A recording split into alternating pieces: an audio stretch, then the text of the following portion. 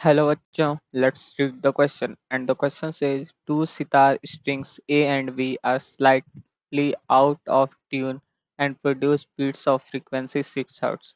The tension in the string A is slightly reduced and the beat frequency is found to reduce to 3 Hz.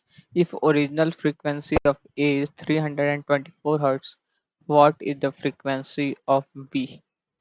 तो इस question को solve करने के लिए जो की कॉन्सेप्ट होगा वो देख लेते हैं हम लोग की कॉन्सेप्ट्स। तो इसमें अगर समझे तो क्वेश्चन क्या कह रहा है कि हम लोग के पास सितार के दो स्ट्रिंग्स हैं ए एंड बी। वो स्लाइटली ट्यून से मतलब कि आउट मतलब कि ट्यून में नहीं रह कुछ हो ढीला या कुछ होने की वजह से उनमें बीट्स प्रोड्यूस होता है 6 हर्ट्ज का। अगर ए को हमने स्लाइटली टाइट कर देते हैं मतलब टेंशन जो है वो कम कर देते हैं, स्लाइटली टेंशन रिड्यूस कर देते हैं, तो जो बीट फ्रीक्वेंसी है वो अब 3 हर्ट्ज तक आ जाती मतलब 3 हर्ट्ज हो जाती है। तो ओरिजिनल फ्रीक्वेंसी ऑफ ए बोला 324 हर्ट्ज थी, तो हम लोग को फ्रीक्वेंसी ऑफ बी बतानी है। ओरिजिनल फ्रीक्वेंसी है ए की, ठीक, जो इनिशियली थी जिस वजह से बी में ए और बी की वजह से 6 हर्ट्ज का बीट हम लोग को सुनाई दे रहा था, ठीक।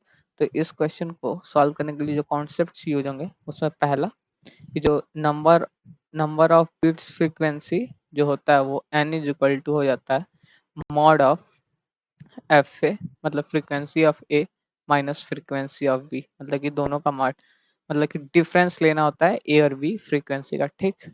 और दूसरी बात हम लोग जानते हैं जो फ्रीक्वेंसी होती है वो frequency frequency directly proportional to root over tension, मतलब कि फ्रीक्वेंसी डायरेक्टली प्रोपोर्शनल होती है अंडर रूट टी के टेंशन के, ठीक। तो अगर इस क्वेश्चन को सॉल्व करें हम लोग तो क्या देखेंगे, तो पहला लेट कर लेते हैं, let frequency frequency of A string b fa and frequency of string b b fb, ठीक। तो गिवन क्या है 6 हर्ट्ज मतलब कि 6 जो बीट है हम लोग 6 है, तो इसको क्या लिख सकते हैं 6 is equal to mod of F A minus F B, mod of F A minus F B. और गिवन क्या ओरिजिनली हम लोग पास 324 था, तो 6 इज इक्वल टू क्या हो जाएगा mod of 324 minus of F B. तो यहाँ से हम लोग क्या लिख सकते हैं एफ बी की दो एक बार मतलब मान लेंगे कि ये प्लस साइन के साथ ओपन हो रहा है और एक बार माइनस साइन के साथ ओपन हो रहा है, तो यहाँ से जो एफ बी की दो फ्रीक्वेंसीज आ जाएंगी, एफ बी की फ्रीक्वेंसी आ जाएगी 330 हर्ट्ज और जब और या तो हो जाएगा 318 हर्ट्ज, ठीक। ये दोनों फ्रीक्वेंसीज आ गई। अब हम लोग देखें दूसरे कंडीशन की तरफ, तो हम लोग की जो फ्रीक्वेंसी है तो टेंशन हम लोग को रिड्यूस किया जा रहा है, तो अगर टेंशन रिड्यूस करेंगे तो सेकंड वाले केस की बात करें तो हम लोग को जब टेंशन रिड्यूस करेंगे तो हम लोग का जो एफ ए की जो वैल्यू है वो डिक्रीज हो जाएगी, तो ये डिक्रीज होगी। तो अगर ऐसे कहें हम लोग लेट से अब जब 3 हो गई 3 बीट्स हो गए पर सेकंड के, तो यहाँ पे जो हम लोग की फ्रीक्वेंसी है वो एफ डैश ए हो गई माइनस एफ ऑफ बी हो गई। तो ये क्या हो गई इनिशियल वैल्यू से, और हम लोग को सेंस टेंशन जो हो रहा है रिड्यूस हो रहा है, since tension is reduce that implies F dash A sorry that implies जो एफ डैश ए है वो क्या होगा वो F dash A is less than F, ठीक।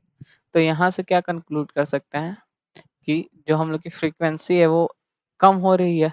तो अगर ये हम लोग के पास अगर हम लोग क्या करें, अगर हम लोग के पास सिनारियो ये हो कि हम लोग के पास सिनारियो ये लेट से समझते हैं, अगर हम लोग के पास F dash A F dash A minus F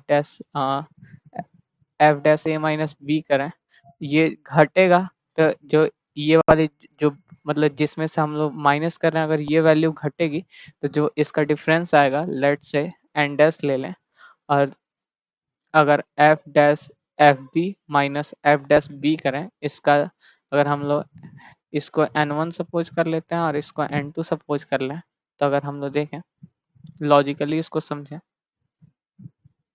तो क्या होगा कि अगर ये वाली जो वैल्यू है वो अगर एफ डैश ए अगर घट रही है, तो जो डिफरेंस आएगा वो भी मतलब कि n1 is also less than n2 हुआ, क्योंकि अगर ये ए है, अगर ये घटेगी तो बड़े में से कम छोटी चीज करेंगे तो n2 बड़ा हो जाएगा।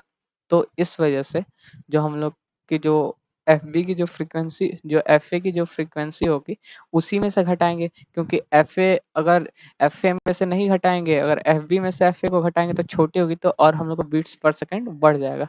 तो सिंस जो हम लोग का होगा, जो हम लोग का बीट्स फ्रीक्वेंसी आएगा वो होगा F A minus F B.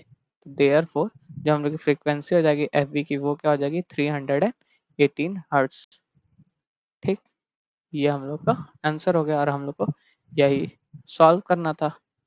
तो अगर देखें हम लोग से ही पूछा था what is the frequency of B, तो फिर so the final answer is frequency of B is 318 hertz. Hope you understand it well. All the best. Thank you.